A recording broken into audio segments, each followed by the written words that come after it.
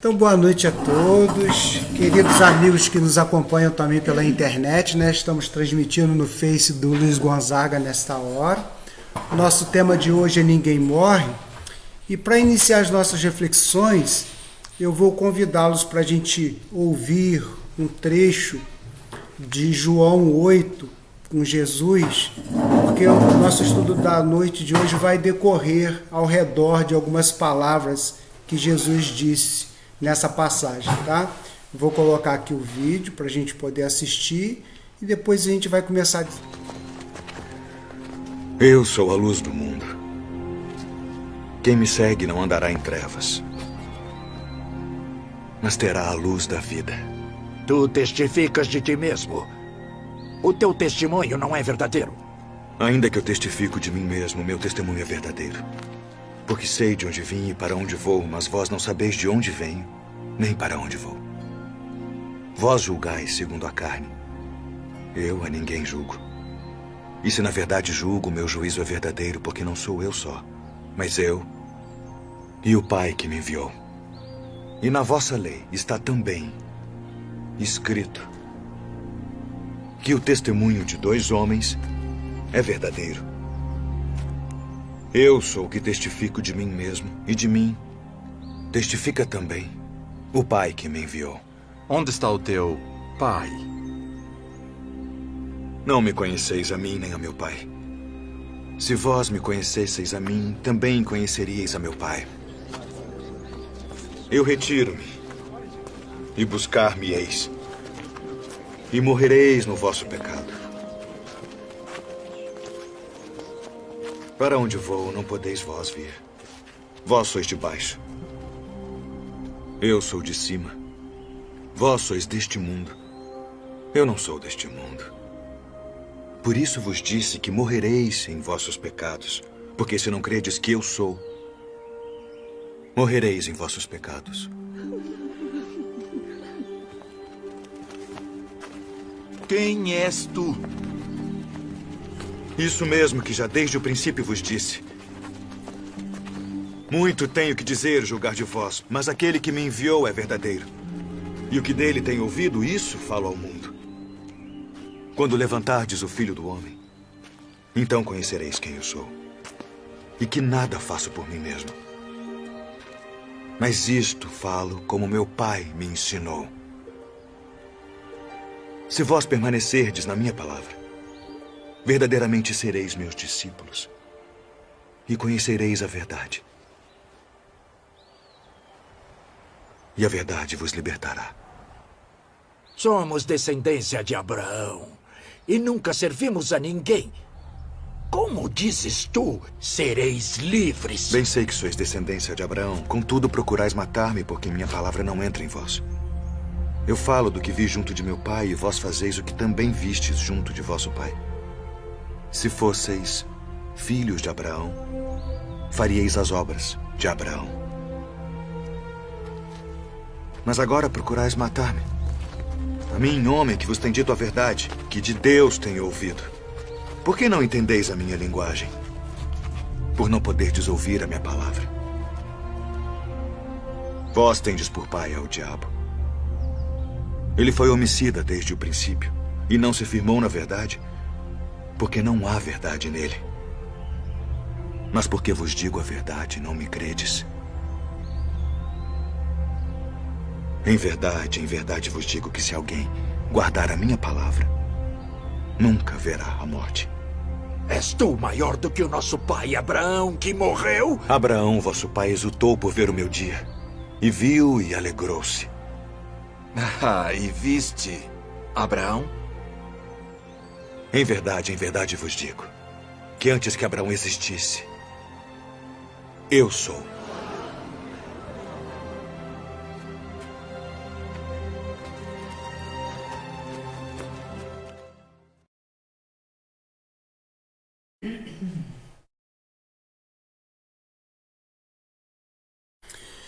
Então, queridos, podemos ver nessa imagem que é uma representação da reencarnação, tá? Para aqueles que não conhecem a imagem, ela ali tem os homens envelhecendo, sendo ceifados pela imagem da morte, a mulher com seu ventre recebendo novamente o espírito, depois ele crescendo, esse ciclo, né?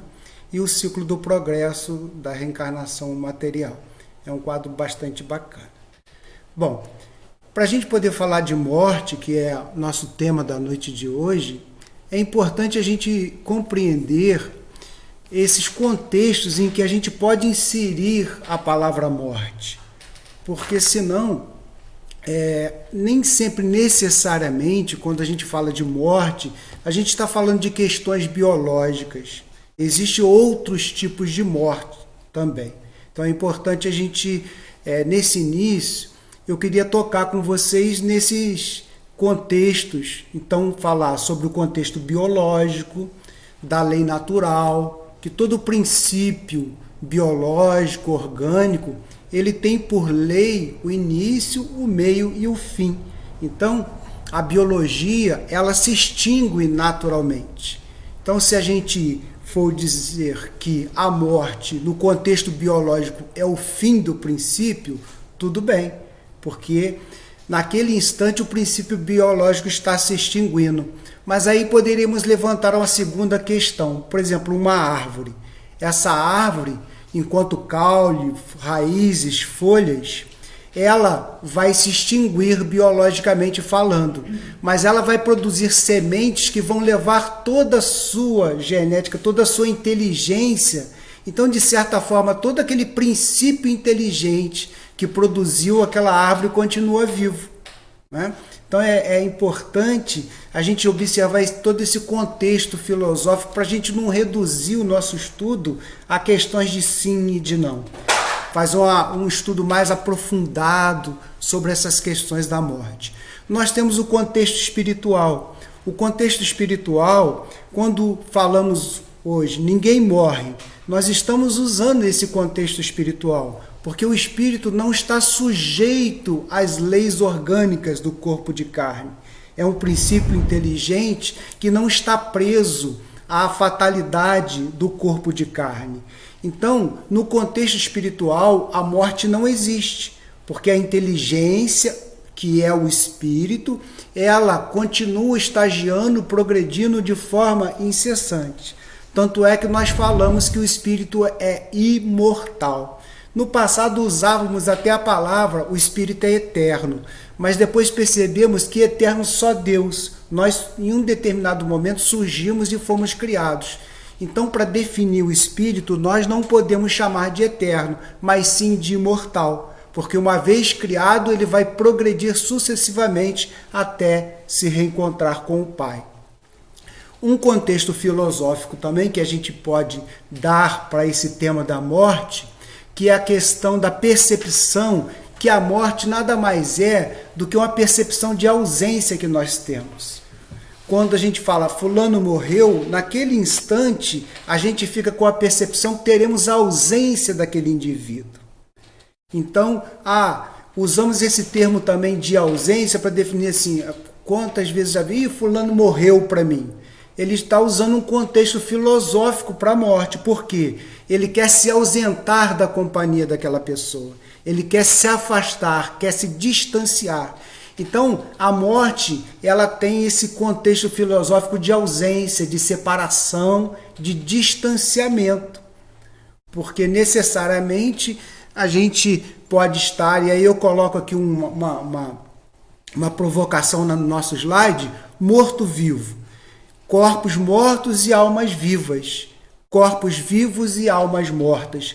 E aí eu trouxe aleijadinho, que o seu corpo ele padecia de lepra e outras doenças complexas que causavam toda a deterioração do corpo físico, mas ele até o último instante ele foi o escultor de sua obra, do seu sonho. Então o corpo praticamente estava morto, mas o seu espírito estava tão vivo na determinação do trabalho como artista que ele queria realizar, que ele suplantava.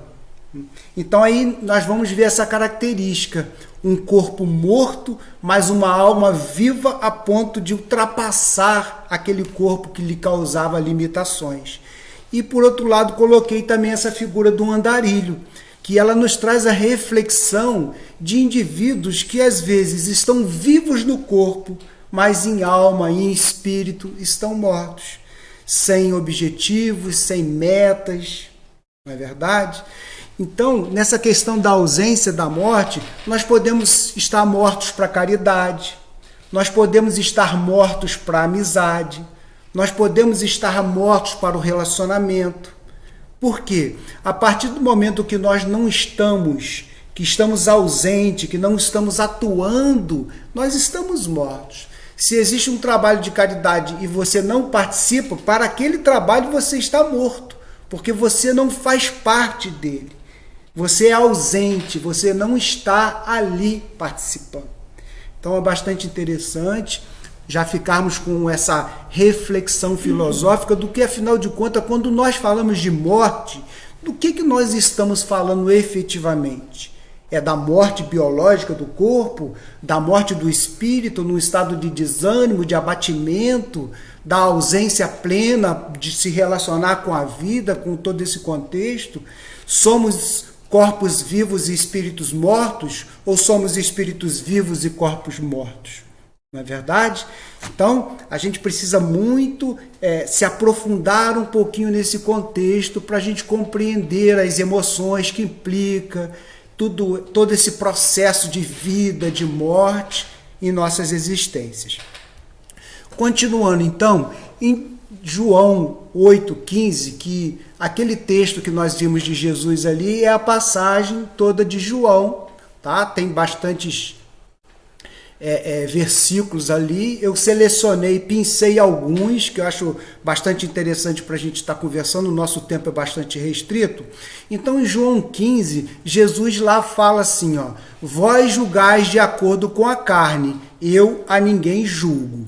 Então, vós julgais segundo a carne. Então, Jesus está nos chamando a atenção que hoje o que nós enxergamos, a forma com que nós vemos as coisas, é impressionada pelo mundo material que nós vivenciamos. E é um processo natural, porque você nasce, vive, se realiza num contexto material. Então a vida espiritual, a vida do espírito, ainda fica uma coisa muito vazia, muito sem sentido para a gente. E aí Jesus, quando vem, que a missão da vinda de Jesus é nos revelar que somos espíritos imortais, nas suas palavras, vós sois deuses. Então Jesus vem nos dizer, vocês não são homens de carne. A matéria é transitória, passageira, tudo isso aqui é um processo pedagógico para que os espíritos adquiram maturidade e experiência para usufruir disso na condição de espíritos imortais. Então ele nos chama a atenção o seguinte, olha, vós julgais de acordo com a carne. Então, paremos hoje para poder avaliar essa questão de morte, se nós não estamos pensando apenas como homens de carne e de osso. Não é verdade? A gente parar para pensar que existem outras óticas. Porque se a gente for dizer assim, a morte existe sim. Sim, biologicamente a morte existe. Mas nós não somos corpo de carne. Nós somos espíritos imortais. E essa é a tarefa de Jesus, da sua vinda até nós. E a gente vê no vídeo a rejeição que ele sofre, a dificuldade que ele tem para mostrar essa mensagem. Ele é questionado de todas as formas e ele diz, olha, em um determinado momento, eu sou de cima e vocês são de baixo. O que ele está querendo dizer? Ele está se referindo ao que é ser de cima. Ele está falando das coisas da alma, do espírito, e nós estamos falando das coisas do corpo. Então ele faz esse distanciamento para nos chamar a atenção, porque vamos falar uma coisa, outra coisa é outra coisa. O corpo de carne, sim, morre. Já é sabido de todos nós que todo processo biológico tem início, meio e fim, mas isso não significa que o espírito imortal siga essa mesma lei. Coloquei aqui então, né, essas duas imagens, que as imagens nos ajudam muito. Quando a gente está falando de morte, então biológica, a gente está vendo o corpo, a gente está vendo esqueleto, osso, a gente está vendo os órgãos, não é verdade? Toda a estrutura orgânica, mas aquilo dali não somos nós. Aquilo é o instrumento material pelo qual o espírito se manifesta. É como um motorista que entra num carro, para poder desempenhar uma tarefa, um trabalho, e ele só dirige o carro. Então, se fura um pneu, se quebra uma engrenagem, foi a engrenagem do carro, não o motorista que foi lesionado naquele instante. E coloco ali a imortalidade da questão do espírito, da energia, dessa inteligência que continua. Como eu falei da árvore, a árvore ela vai apodrecer, mas a inteligência vai na semente. Aquela semente sabe como produzir outra árvore igual àquela. Então o princípio inteligente ele tem sempre continuidade. Ele vai sempre também dando continuidade. Então o mundo biológico perece, mas o mundo da inteligência, que é o ser, esse é imortal. E, seguindo a lei do progresso, nós vamos estar sempre melhores enquanto espíritos. Ainda que o nosso corpo, a nossa máquina, o nosso instrumento biológico possa estar danificado, o espírito ele sempre progride. Continuando, então, lá, agora a gente vai falar de João de 16 e 55. No 16 nós temos: e se na verdade julgo, o meu juízo é verdadeiro, porque não sou só eu só, mas eu e meu Pai que me enviou. Bom, aí eu falei assim, como é que a gente pode conversar e explicar um pouquinho sobre essa passagem, né? Se o Jesus falando do jugo verdadeiro dele. Aí eu lembrei, existe uma fábula que é de um lago, o lago do Faraó, onde o lago era muito lindo, muito bonito, e peixes, carpas lindas de todo tipo ali naquele lago, e elas eram muito bem tratadas, os peixes eram muito grandes, né? Bem desenvolvidos, gordinhos, né? Sadios, sarados, porque eles tinham tudo ali, quem provesse. Então todo dia tinha um funcionário do Faraó que ia lá, dava comida, fazia todas as coisas para ele, limpava o lago, então era aquela coisa linda. Mas um peixinho, em um determinado momento, não ficou satisfeito com aquele lago, se sentiu entediado. Porque todo dia era a mesma coisa aquele lago, será que aquilo era o sentido da vida? E aí ele percebe que uma pequena correnteza arrastava a água para um ralo. Ele então, naquele instante, percebendo aquilo, chega perto e sente vontade de sair daquele lago para conhecer o que tinha depois daquele obstáculo que era aquele ralo. E ele então chega perto do ralo, mas as grades do ralo eram bem estreitas. E ele percebeu, por estar muito gordinho, que ele ia ter que fazer um sacrifício, que ele não ia conseguir passar. Mas a determinação, a vontade dele de conhecer o que tinha depois de tudo aquilo dali foi tão mais forte que ele fez um sacrifício, começou a comer menos, se disciplinar, foi emagrecendo, e um belo dia ele chegou no ralo e passou. E aí ele foi seguindo a água que ia pelo ralo e chegou no mar. Chegando no mar, ele se surpreendeu com tudo aquilo, porque o mundo dele era aquele pequenino lago. O mundo, as pessoas que existiam eram aquelas carpas amigas dele que ali existiam. E ele vê aquele oceano gigantesco com toda aquela beleza, aquela diversidade, tudo aquilo acontecendo, e ele se espanta. Meu Deus, eu pensava que o mundo era só o lago aonde eu vivia. E naquele instante, tocado de compaixão, ele lembrou dos amigos dele e disse: eu vou voltar e vou contar para os meus amigos, para que eles possam saber que existe um mundo muito maior, muito mais bonito, muito mais lindo do que esse mundo que nós conhecíamos até então. E esse peixinho nada de volta então, passa de volta no ralo e conta para todos os amigos. E para surpresa deles, aqueles que ali estavam, falaram assim: mas será que isso é verdade? Você está falando, isso é mentira sua. Isso daí não é verdade. Não, eu posso levar vocês lá para vocês verem e confirmarem comigo. Eu estou falando a verdade para vocês. Eu vi, eu fui lá. E os amigos dele: só eu vendo com meus olhos. E foram então venham. Aí quando chegou lá, o mesmo obstáculo. O ralo estreito e eles teriam que passar por aquela grade. E o que aconteceu? Quando ele então disse que teve que fazer um sacrifício para poder passar no ralo, o sacrifício era maior que a coragem de todos os amigos dele. que preferiam então ficar satisfeitos com aquele pequeno lago, com o convívio da comida farta, das coisas fáceis, mas fazer um sacrifício para poder ir conhecer todo aquele universo que aquele peixinho podia estar mentindo para eles, né? Então, nessa hora, ele vê rejeitado toda aquela verdade que ele conheceu ao fazer aquele sacrifício. Então, e na verdade julgo, o meu juízo é verdadeiro, porque não sou eu só, mas eu e meu Pai que me enviou. Então uma está falando assim, gente, o que eu estou falando para vocês é verdadeiro. Eu estou com o Pai, eu conheço o universo. Eu sou um espírito de uma hierarquia, eu não preciso mentir para vocês. Eu conheço, eu estou falando para vocês das coisas que eu presencio, das coisas que eu vi, das coisas que eu sei. Só que aí, o que acontece? Tem que fazer o regime para passar no ralo, para ir poder conhecer esse mundo gigantesco. Então é como Jesus nessa hora dizendo assim, olha, eu estou falando a verdade para vocês. Agora, compete a vocês crer em mim ou não. Continuando no 55, e vós não conheceis, mas eu conheço. E se disser que não conheço, serei mentiroso, como vós, mas conheço e guardo a sua palavra. Aqui então, queridos, Jesus, né, ele tentando desfazer essa ideia que ele trazia notícias de um mundo que não existia.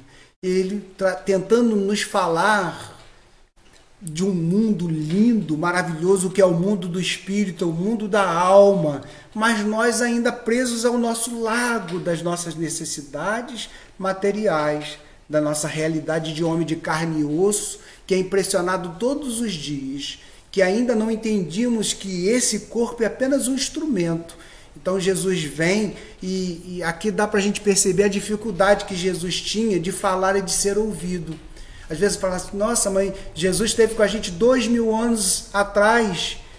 E isso serve para a gente medir o nível de dificuldade que é para todos nós aceitarmos essa condição diante da impressão da matéria. A gente tende sempre a sofrer a influência direta, sem crer naquilo que nesse instante está na condição do invisível.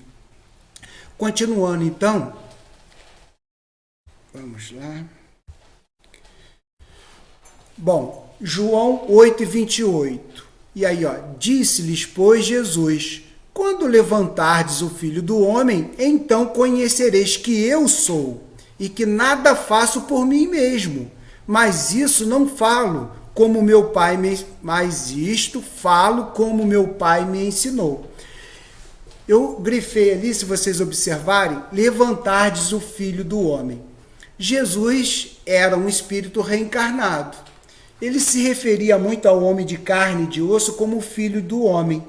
Ele, então, ele tinha um corpo de carne que era filho do homem, era filho de José e filho de Maria. O corpo do qual Jesus se servia para estar conosco era filho dos homens, era filho do homem.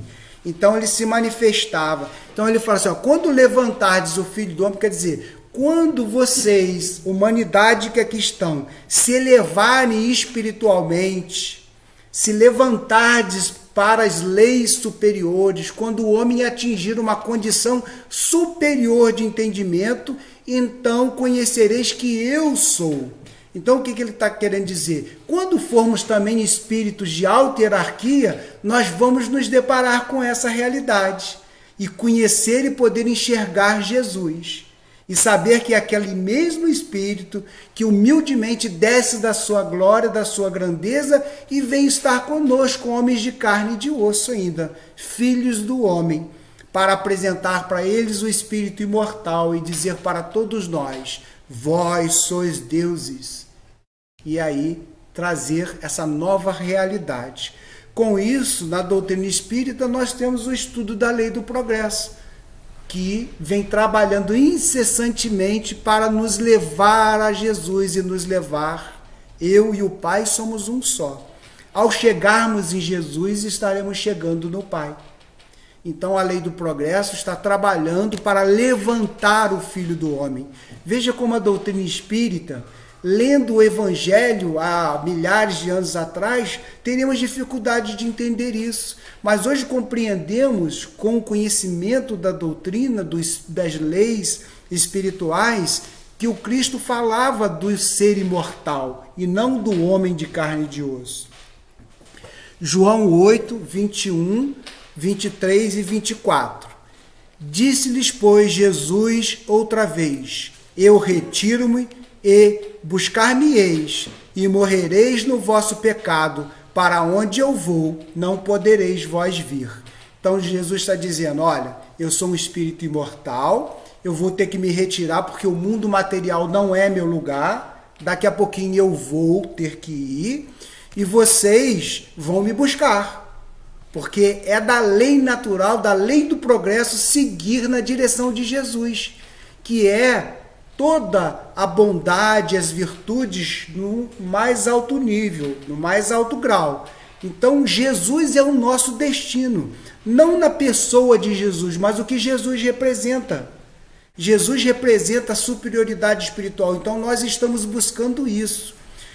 E ele está aqui fazendo, por exemplo, diz-lhes, pois, Jesus outra vez, eu me retiro e buscar-me-eis, e morrereis no vosso pecado. Vocês que vão ficar aí na terra, vivendo as coisas da terra, vocês vão morrer nos pecados das coisas da terra. Não é verdade?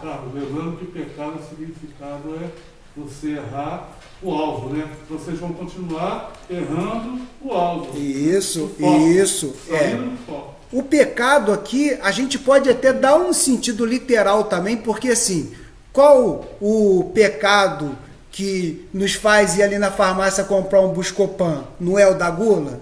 Eu não estou destruindo o meu corpo físico com meus excessos de alimentação?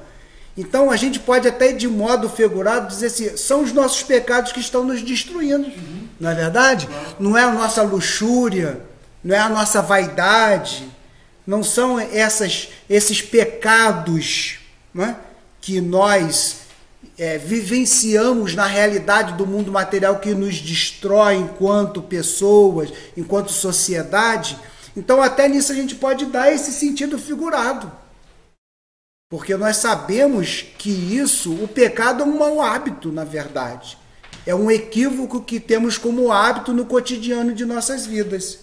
Não passa de um equívoco, como o Luiz Augusto falou, mas ele tem esse sentido figurado de nós compreendermos o peso que ele tem na consequência de nossas vidas. A gente quer ter todo tipo de desregramento e não quer colher as consequências, porque o corpo é uma máquina perfeita. Ele reage a tudo aquilo que nós damos a ele, inclusive os nossos excessos. E dizia-lhes, vós sois de baixo, eu sou de cima. Vós sois deste mundo e eu não sou deste mundo. Aquilo como antecipei lá. Ele é de cima e nós de baixo, está dizendo assim, Jesus não é a mesma realidade, ele é um espírito diferente, superior, criado especial e nós somos uma simples ralé. Não, não é disso que Jesus está falando. Tanto é que ele usa em cima e embaixo. Então, aqui, se nós nos chamarmos de pessoa, ele é pessoa também. Se nós nos olharmos como espírito, ele é espírito também. A diferença é que o espírito dele está em cima e o nosso espírito está embaixo. Ele não está fazendo distinção, disse, eu sou um ser superior e vocês são seres inferiores. Não, ele só está falando da condição, da gradação. Então, ele vive hoje como um espírito imortal e nós vivenciamos como homens. Então, ele é de cima e nós somos de baixo. Eu não sou deste mundo. Vós sois deste mundo. Por quê? Porque vivenciamos presos às necessidades materiais. Porque muitos de nós, e aí vai falar, nós somos iguais? Não, não somos. Somos diferentes em conquistas. Um é mais paciente, outro é mais tolerante, um é mais espiritualizado em alguns aspectos, outro é mais espiritualizado em outros aspectos. Então nós estamos em camadas de progresso diferenciados, mas estamos todos nesse processo, de baixo para cima. Ok? Então vamos lá no João 8, 24. Por isso vos disse que morrereis em vossos pecados. Porque se não credes que eu sou, morrereis em vossos pecados. Então Jesus chega e diz assim, eu sou o caminho, a verdade e a vida. Eu sou a luz do mundo. Ninguém vai ao Pai senão através de mim. E o que ele deixa? As virtudes como vivência e como exemplo. Então ele fala como um espírito, para conquistar a condição de ser superior, deve se portar na sua vida, na sua existência, nas suas condutas, para alcançar o Pai. Ele deixa todo esse material, através dos seus exemplos, das suas atitudes, para nos mostrar. E aí, João 24, por isso vos disse que morrereis em vossos pecados. Se vocês ficarem vivenciando as coisas do homem, passageiro, transitório, preso às vicissitudes da carne e da matéria, vocês vão morrer. Porque você está preso a tentar manter uma vida física que não é sustentável. Biologicamente ela vai passar, não adianta. E continua, porque se não credes que eu sou, então quer dizer, se vocês não acreditarem que eu estou falando para vocês, que eu sou um espírito imortal, que vocês são espíritos imortais, porque Jesus não fala só isso. Não crer nele é jogar fora tudo o que ele disse. Não é verdade? Porque se a gente negar só um dos seus ensinamentos, a gente não está crendo nele. E ele, então, vem dizendo todos esses ensinamentos que o Evangelho deixa para a gente. Então, se vocês não acreditarem nisso, vocês certamente vão morrer. Porque o que eu estou falando é imperecível. É imortal. As leis que regem o mundo dos espíritos, a qual eu conheço e tudo sei, digo para vocês, isso não vai mudar. A minha palavra não passará. Mas o mundo de vocês vai deixar de existir. Nós sabemos que o Sol, daqui a alguns bilhões de anos, ele está queimando hidrogênio, transformando em hélio, ele vai se extinguir. Então, o mundo biológico que nós conhecemos, ele é transitório e passageiro.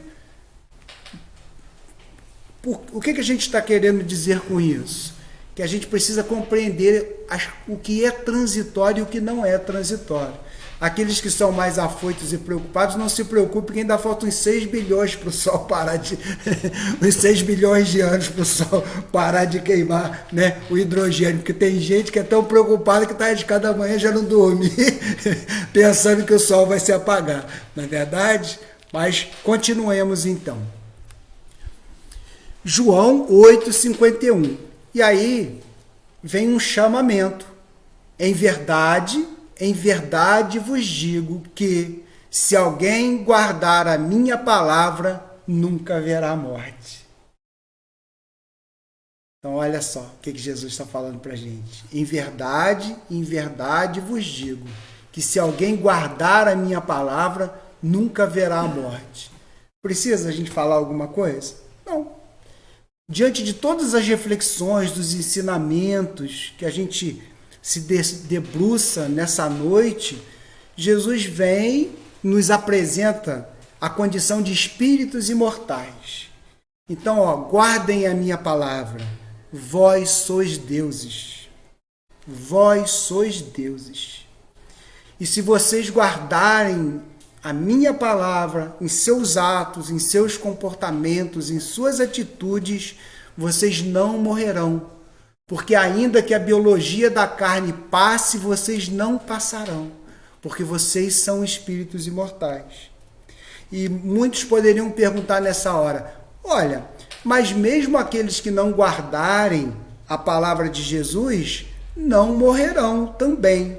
Sim, mas a morte que Jesus está falando, porque na condição de espírito imortal, ninguém morre, que é o fundamento do nosso estudo da noite de hoje, né?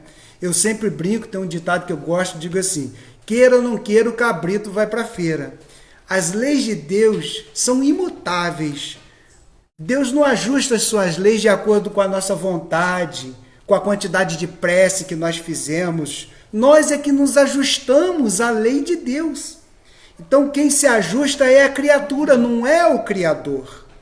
Então Jesus, nesse momento, nesse convite, ele está nos chamando a nos ajustarmos às leis divinas.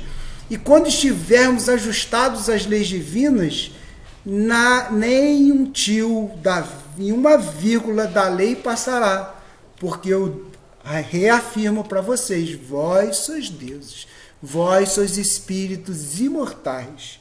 Aquele que acreditar em mim não verá a morte, mas aquele que não acreditar vai morrer ainda muitas vezes. Porque de que morte que ele está se referindo? Você trabalha, constrói uma vida material abastada, com luxos, regalias, que nós aqui não estamos criticando, porque Emmanuel fala para a gente assim, olha, tomem cuidado, que normalmente quando a gente fala de dinheiro, a gente fala do dinheiro dos outros. A gente sempre sabe o que os outros têm que fazer com o dinheiro dele, com o nosso. A gente quer, né? Então, nós não estamos aqui fazendo nenhum tipo de crítica àqueles que têm essa condição. Mas ele pode ter essa condição e estar livre do dinheiro dele, porque no dia que a morte biológica chamar o corpo dele, ele vai, e aquilo foi apenas, como o próprio corpo foi apenas um instrumento, ele não vai ficar preso. Agora aquele ser ganancioso, ele vai tentar levantar o corpo do cemitério, vai brigar com Deus porque não está na hora, Deus não sabe de nada, não estava na hora dele morrer, porque ele ainda tinha que comprar aquela ilha que não deu tempo, porque o filho dele tinha que terminar o doutorado na Europa, não é verdade? E aí o que vai acontecer? Tudo isso que essa pessoa queria, morreu, as possibilidades dele realizar. Então ele ficou preso na morte daquilo que ele nunca teve o controle e acaba morrendo por isso. Confiemos então, queridos, recordo então da passagem do lago lá do faraó egípcio, né? Existe um mundo no plano espiritual que ultrapassa a nossa capacidade de compreensão. Precisamos nesse instante, e aí todas as vezes que os anjos tocaram as trombetas falando da fé, nesse momento é a fé, a nossa amiga e companheira que nos manterá perseverantes, porque nós não temos condições de ver esse mundo. Nós temos notícias através de médiuns sérios, de espíritos que têm essa capacidade de, através da mediunidade, trazer notícias para a gente, mas nós não vemos com os nossos próprios olhos.